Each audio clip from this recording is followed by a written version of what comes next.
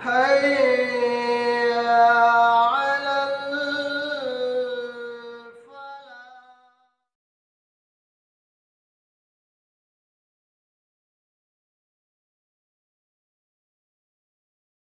أجمعين. أما بعد،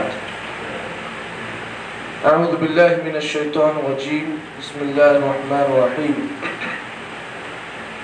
وما هو على الغيب بضنين وما هو بقول الشيطان الرجيم فأين تذهبون. محترم بزرگوں اور نوجوان بھائیوں، آج کے درس میں آپ حضرات کے سامنے میں نے 2 آیتوں کی تلاوت کی ہے، جس میں اللہ تعالیٰ نے اللہ کے نبی صلی اللہ علیہ وسلم کے تعلق سے کفار مکہ جو غلط فہمی کے شکار تھے، اللہ تعالیٰ نے ان آیتوں میں اس غلط فہمی کا ازالہ کیا۔ سب سے پہلے ہم ترجمے پر غور کرتے ہیں، پھر اس کے بعد آگے بڑھتے ہیں۔ اللہ تعالیٰ نے پہلی آیت جو میں نے آپ کے سامنے پیش کی، اللہ نے فرمایا وَمَا هُوَ عَلَى الْغَيْبِ بِضَنِينٍ، محمد صلی اللہ علیہ وسلم غیب کی باتیں بتانے پر بخیل نہیں ہیں۔ ضنین کہتے ہیں بخیل آدمی کو۔ اس آیت میں اللہ تعالیٰ نے یہ بات بیان کی کہ محمد صلی اللہ علیہ وسلم جن پر ہم نے قرآن مجید کو نازل کیا، وہ ان باتوں کو، قرآن کی باتوں کو بتانے میں آپ بخیل نہیں تھے۔ وَمَا هُوَ بِقَوْلِ الشَّيْطَانِ الرَّجِيمِ، دوسری آیت میں اللہ نے فرمایا لوگوں، نبی صلی اللہ علیہ وسلم تم پر جو قرآن مجید کو پیش کرتے ہیں وہ کسی شیطان کا قول نہیں ہے۔ ان هو الا ذکر للعالمین، بلکہ قرآن مجید یہ اس اللہ کا کلام ہے، اس اللہ کی بات ہے جو دونوں جہاں کا رب ہے۔ سب سے پہلی آیت جو میں نے آپ کے سامنے پیش کی، اللہ تعالیٰ نے اس آیت کے اندر یہ بات بیان کی، کفار مکہ جو اللہ کے نبی صلی اللہ علیہ وسلم کے دشمن تھے، نبی اکرم صلی اللہ علیہ وسلم جب بھی ان کے سامنے قرآن مجید پڑھا کرتے تو یہ کفار مکہ اللہ کے نبی صلی اللہ علیہ وسلم کو مختلف القاب سے پکارتے، کبھی آپ کو شاعر کہتے، کبھی آپ کو مجنون کہتے، کبھی پاگل کہتے، اور کبھی کبھار لوگوں کو اللہ کے نبی صلی اللہ علیہ وسلم سے ملاقات کرنے سے روکتے تاکہ لوگ اللہ کے نبی صلی اللہ علیہ وسلم کے ذریعے سے قرآن مجید سن کر کہیں ایمان نہ لا لے۔ اسی لیے کفار مکہ لوگوں کو اللہ کے نبی صلی اللہ علیہ وسلم کے سامنے یہ بات کہا کرتے تھے۔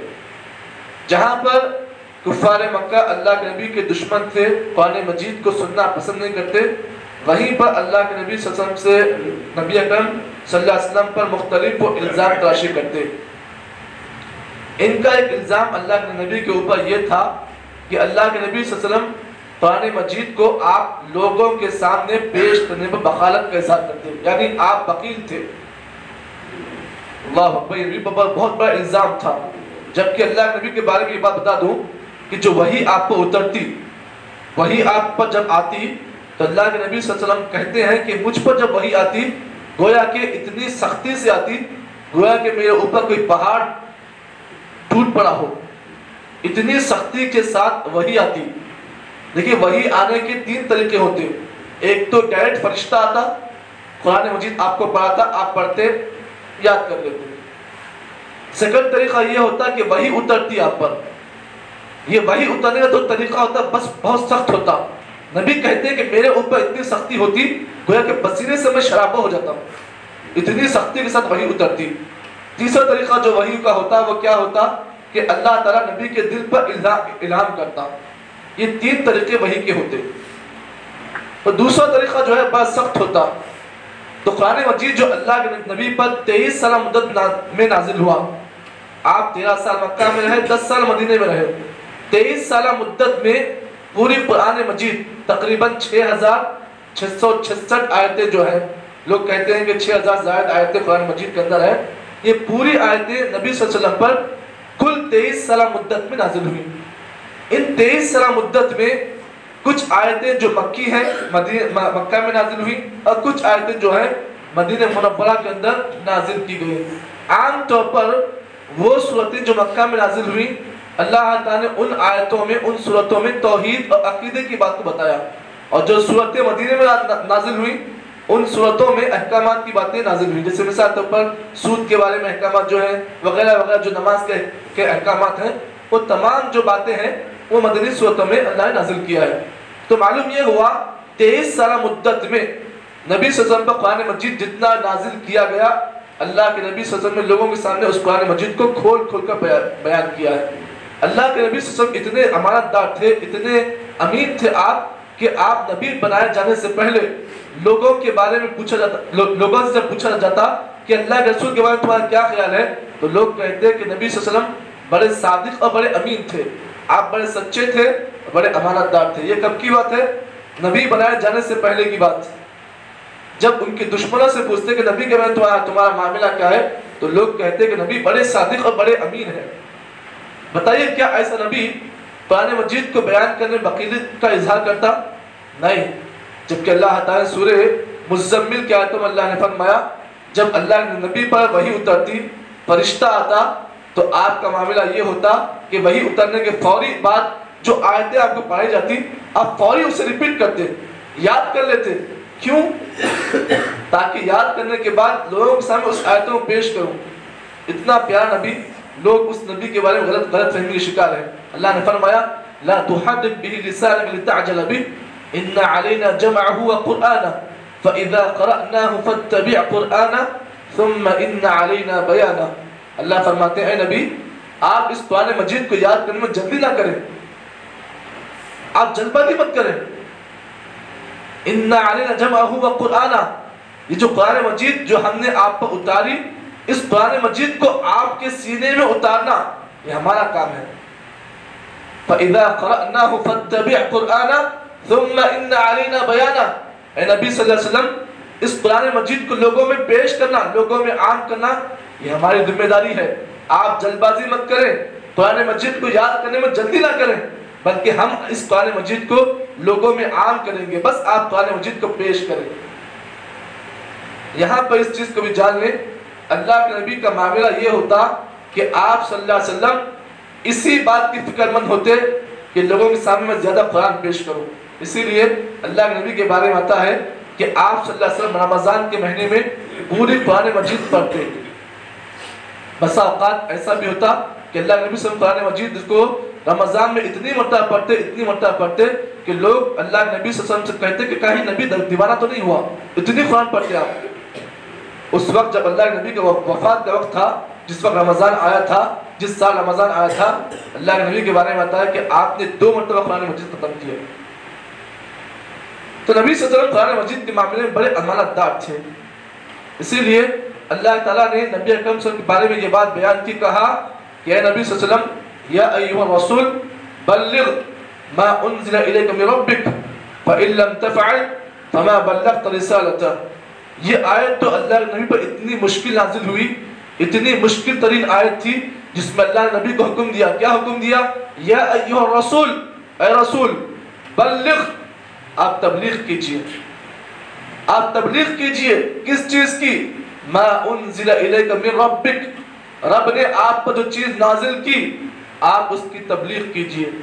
جب یہ آیت نازل ہوئی اللہ کے نبی کا معاملہ یہ ہو گیا کہ آپ صلی اللہ علیہ وسلم اب اپنے خاندان والوں کے پاس جاتے، اپنے محلے والوں کے پاس جاتے، زیادہ قرآن مجید ان کے ساتھ پیش کرتے، اور اللہ نے اس آیت میں یہ بات بیان کہا وَإِن لَمْ تَفْعَلْ فَمَا بَلَّغْتَ رِسَالَتَهُ۔ اے نبی اگر آپ نے تبلیغ کا کام نہیں کیا، قرآن مجید کو عام نہیں کیا، تو یاد رکھیں آپ نے نبوت کا ادا نہیں کیا، رسالت کا ادا نہیں کیا۔ وَاللَّهُ يَعْصِمُكَ مِنَ النَّاسِ۔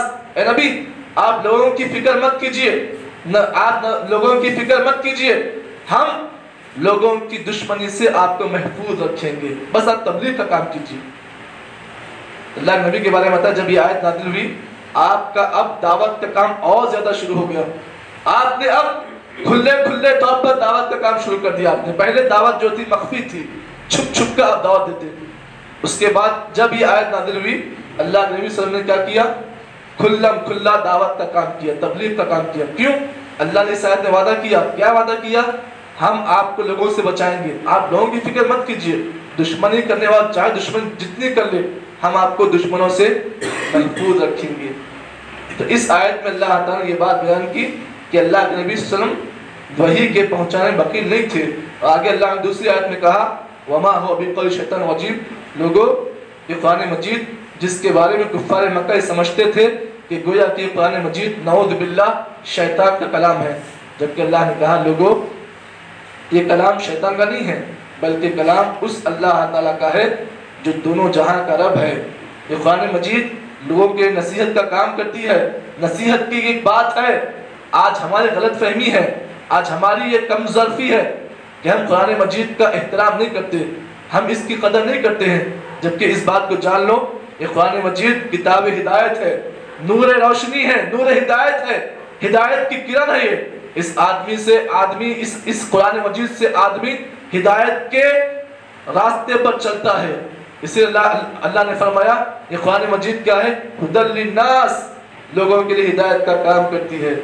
ہماری مثال اس آدمی کی طرح ہے، ہماری مثال اس آدمی کی طرح ہے. راستے میں کہیں جا رہا تھا ایک آدمی، اس کے گلے میں ایک بوتل تھا، بوتل میں وہ شہد تھا. لوگوں نے کہا کہ بھائی شہد کا بوتل لے کر گھوم رہا ہے، جبکہ اللہ نے قرآن مجید میں کہا کہ شہد پینے سے شفا ملتی ہے، اور تو بیوقوف ہے کہ تو شہد کا بوتل لگا کہہ رہا ہے کہ مجھے شفا ملے گی.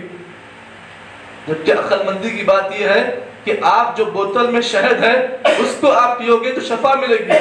اگر آپ اس بوتل کو گلے میں لٹکا کر پھرو گے اور یہ سمجھو گے کہ شفا ملے گی تو مل سکتی ہے، ہم یہ کہیں گے وہ بیوقوف آدمی ہے. آج ہماری مثال بھی ایسی ہے. قرآن مجید ہمارے گھروں میں ہے، ہمارے پاس ہے، لیکن ہم نے اس سے ہدایت حاصل نہیں کی ہے.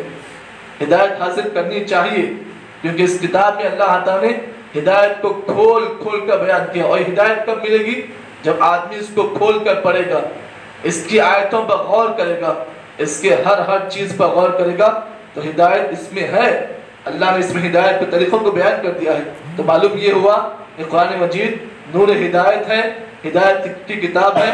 اور یہ کتاب اتنی عظیم کتاب ہے کہ جس آدمی نے بھی اس قرآن مجید کو کھول کھول کر بیان کیا اللہ تعالیٰ نے اس کے ہدایت کے راستوں کو آسان کر دیا.